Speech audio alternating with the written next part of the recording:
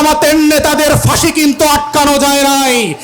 আপনাদের বিভক্তি কিন্তু পুরো জাতিকে সর্বগ্রাসী ছোঁয়ার মধ্যে ফেলে দেবে এবং সেই ছবল থেকে কেউ বাঁচতে পারবেন না।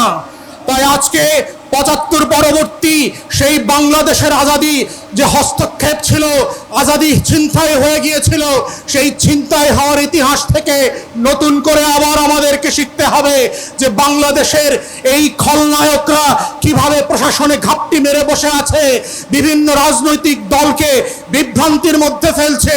গণ অভ্যুত্থানের এক দলকে আর এক দলের বিরুদ্ধে বট বাহিনীর মিথ্যা পোস্টের মধ্য দিয়ে লেলিয়ে দেওয়া হচ্ছে, সম্পর্ক হানি করে বাংলাদেশকে রাষ্ট্র আকারে দুর্বল করা এবং এইখানে নির্বাচনকে ভণ্ডুল করবার যে আয়োজন চলছে এবং এর পিছনে যে বয়ানের রাজনীতি আছে।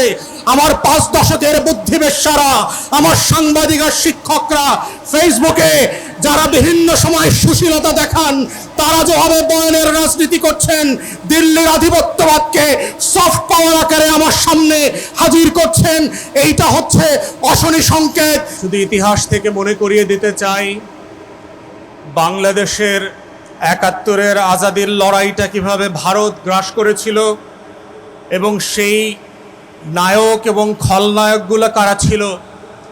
আমরা সুস্পষ্টভাবে জানি যে আমাদের সীমান্তের ওপারে যারা আছে তারা কখনোই আমাদের বন্ধু না এবং বন্ধু ছিল না। কিন্তু যেটা আমরা জানি না সেটা হচ্ছে আমাদের সশস্ত্র বাহিনীর মধ্যে কারা ঘাপটি মেরে দিল্লির খলনায়ক অ্যাসেট হিসাবে কাজ করছে। আমরা যেটা জানি না সেটা হচ্ছে আমাদের ডিজিএফআই, এনএসআই, এসবি, ডিবি থেকে শুরু করে রাষ্ট্রের আমলাতন্ত্রের মধ্যে নখরে নখরে কারা কারা বাংলাদেশকে প্রত্যেক দিন বিক্রি করে দেওয়ার জন্য কাজ করছে। সোশ্যাল মিডিয়াতে আমরা শুক্রবার থেকে জানি যে কে কে এই শুটিংয়ের সাথে জড়িত। তারা মোমেনশাহী থেকে সীমান্ত ক্রস করে ওই পারে চলে যাবে। গারো পাহাড়ের এক ফিলিপ নামে ছেলের কথা বললাম, কিন্তু আমাদেরকে সোশ্যাল মিডিয়াতে জানানো হলো এই শুটার নাকি সিলেটে যাবে। কারা জানিয়ে পুরো জাতির দৃষ্টি পরিবর্তন করেছে। আমাদের সংস্থাগুলো ৪০ মিটার নিচ থেকে নাকি বিএনপি জামাত ধরতে পারত এক সময়। মাটির নিচ থেকে নাকি তারা মাইক্রোস্কোপ দিয়ে জাতীয় শত্রু এবং পাকিস্তানের গোলামদেরকে নাকি তারা ঘরে বের করত। তাহলে আজকের সেই মাইক্রোস্কোপগুলো কোথায়? আপনাদের ৪০ মিটার মাপার ফিতা কি নষ্ট হয়ে গেছে কিনা? যারা আজকে বাংলাদেশের ভিতরে বসে আমার আজাদির লড়াইকে ধ্বংস করে দিয়েছে, ৭১-এর পরেও আমরা দেখেছি বাংলাদেশে কিভাবে স্বাধীনতাকামী মুক্তির লড়াইয়ের সৈনিকদেরকে ব্রাশফায়ার করে ৩০,০০০ ৪০,০০০ মানুষকে এই আওয়ামী মুজিববাদীরা হত্যা করেছে। আমরা দেখেছি কাউন্টার কুর মধ্য দিয়ে আমাদের সশস্ত্র বাহিনীর ভিতরে শৃঙ্খলা বিনষ্টের যে নিরলস প্রচেষ্টা।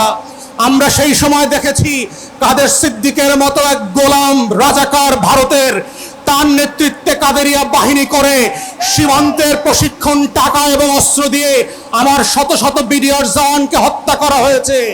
আমরা ৭৫ পরবর্তী বাস্তবতায় দেখেছি কিভাবে বাংলাদেশে রাজনৈতিক অনৈক্য তৈরি করা হয়েছে। এই প্রসেসের মধ্য দিয়ে এই পৃথিবীতে প্রত্যেকটা আজাদির লড়াইকে কিভাবে খেয়ে দেওয়া হয়। অথবা আজকে অভ্যুত্থানের পক্ষের শক্তি যারা ছিলেন, আপনারা যদি বোধ করে থাকেন ১০টা ২০টা ৩০টা ৫০টা আসনের জন্য ডানে বামে তাকাবেন, মনে রাখবেন বিএনপি জামাতের নেতাদের ফাঁসি কিন্তু আটকানো যায় নাই। আপনাদের বিভক্তি কিন্তু পুরো জাতিকে সর্বগ্রাসী ছোঁয়ার মধ্যে ফেলে দেবে এবং সেই ছবল থেকে কেউ বাঁচতে পারবেন না। তাই আজকে ৭৫ পরবর্তী সেই বাংলাদেশের আজাদি যে হস্তক্ষেপ ছিল, আজাদি ছিনতাই হয়ে গিয়েছিল, সেই ছিনতাই হওয়ার ইতিহাস থেকে নতুন করে আবার আমাদেরকে শিখতে হবে যে বাংলাদেশের এই খলনায়করা কিভাবে প্রশাসনে ঘাপটি মেরে বসে আছে, বিভিন্ন রাজনৈতিক দলকে বিভ্রান্তির মধ্যে ফেলছে। গণ অভ্যুত্থানের এক দলকে আর এক দলের বিরুদ্ধে বট বাহিনীর মিথ্যা পোস্টের মধ্য দিয়ে লেলিয়ে দেওয়া হচ্ছে, সম্পর্ক হানি করে বাংলাদেশকে রাষ্ট্র আকারে দুর্বল করা এবং এইখানে নির্বাচনকে ভণ্ডুল করবার যে আয়োজন চলছে এবং এর পিছনে যে বয়ানের রাজনীতি আছে। আমার ৫ দশকের বুদ্ধিবেশ্যারা, আমার সাংবাদিক আর শিক্ষকরা ফেসবুকে যারা বিভিন্ন সময় সুশীলতা দেখান, তারা যেভাবে বয়ানের রাজনীতি করছেন, দিল্লির আধিপত্যবাদকে সফট পাওয়ার আকারে আমার সামনে হাজির করছেন, এইটা হচ্ছে অশনি সংকেত।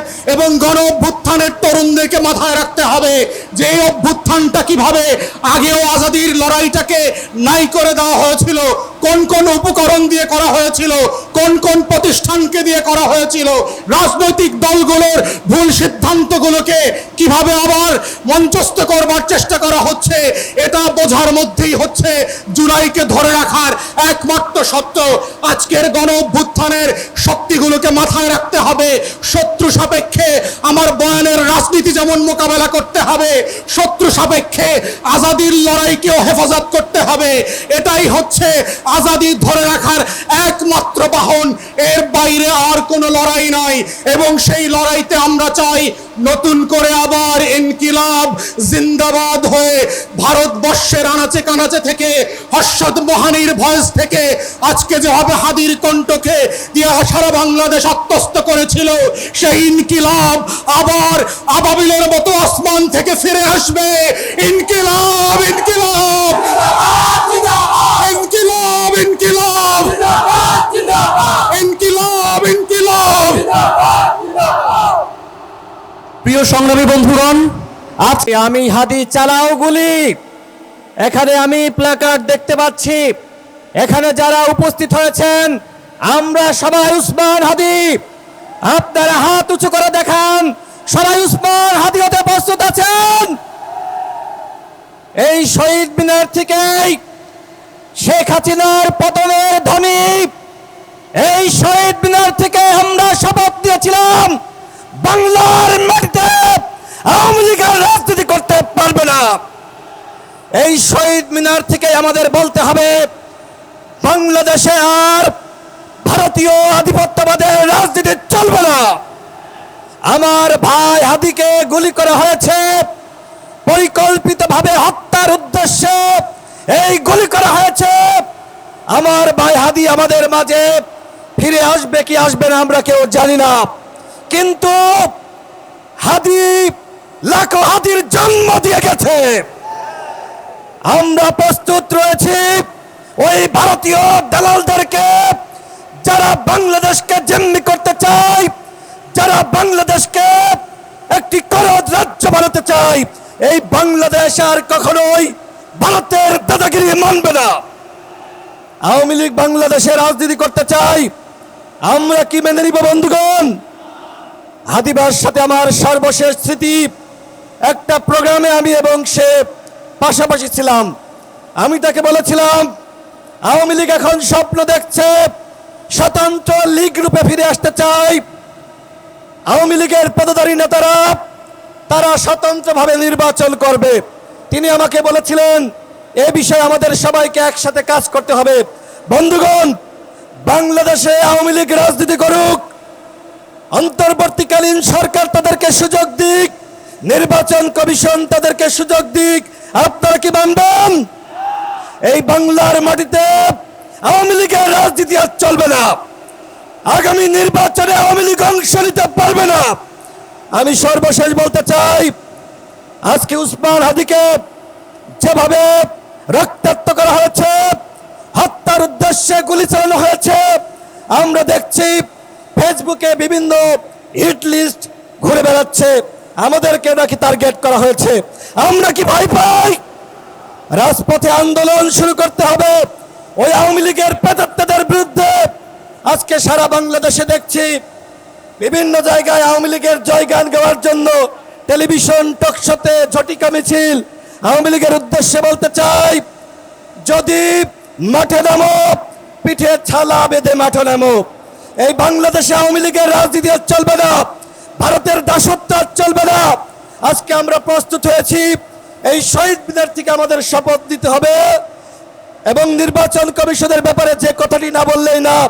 আজকে প্রধান নির্বাচন কমিশনার বলেছেন আমার ভাই হাদির উপর যে হামলা হয়েছে এইটা নাকি বিচ্ছিন্ন ঘটনা। আমি প্রধান নির্বাচন কমিশনারকে বলবো, আপনি যদি ক্ষমা না চান ওই চেয়ারে আমরা আপনাকে রাখবো না। আপনাদের সকলকে ধন্যবাদ। আসসালামু আলাইকুম। প্রিয় সংগ্রামী বন্ধু।